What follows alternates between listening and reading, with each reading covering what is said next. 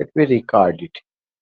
So you see what you see ki here is what? Here is a Oxford movement और ट्रैक्टेरियन movement. Oxford movement का दूसरा नाम है ट्रैक्टेरियन movement. ये कहाँ से शुरू हुआ था? ऑक्सफोर्ड यूनिवर्सिटी से शुरू हुआ था। इसका मकसद क्या था? To defend the church of England. इसका एक मकसद था कि to defend the church of England. इसके शुरू करने वाले का नाम क्या था? जॉन केबल था।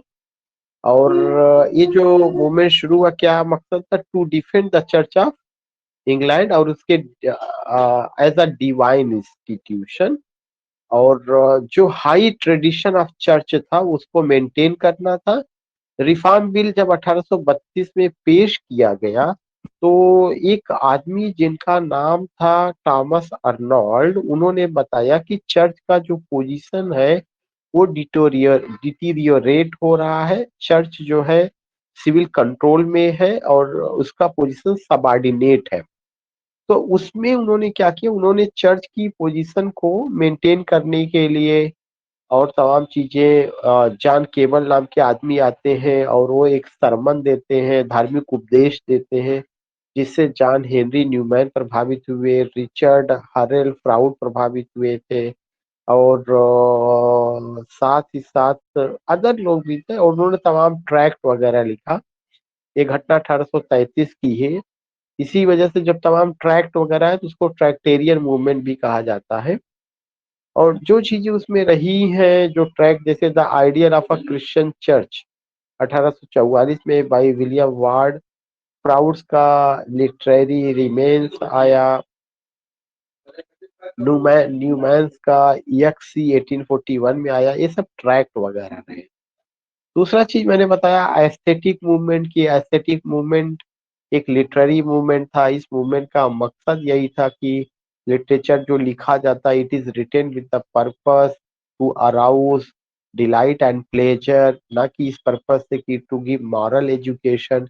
तो एस्थेटिक मूवमेंट ने लिटरेचर को या जो भी फाइन आर्ट था, चाहे वो म्यूजिक हो, डांस हो, स्कल्पचरिंग हो, मूवीज हो, पोइट्री हो, ड्रामा हो, उन्होंने कहा कि इसका लिखने का या इसको मार्केट में लाने का पर्पस ये नहीं कि आपको इससे कोई नैतिक शिक्षा मिले, मॉरल एजुकेशन इसका पर्पस नहीं है।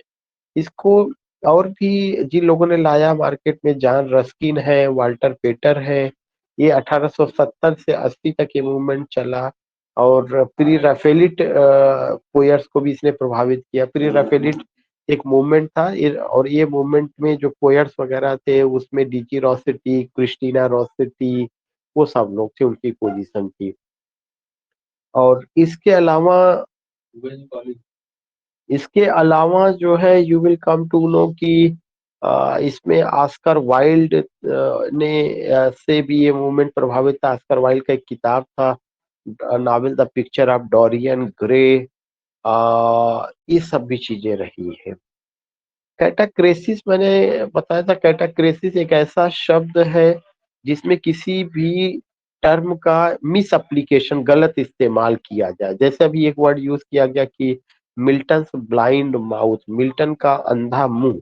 हम जानते हैं कि मुंह अंधा नहीं होता है, बल्कि आदमी की आंख अंधी होती है। अगर हम ऐसे शब्दों का यूज कर रहे हैं तो इसका मतलब वो कैटाक्रेसिस है।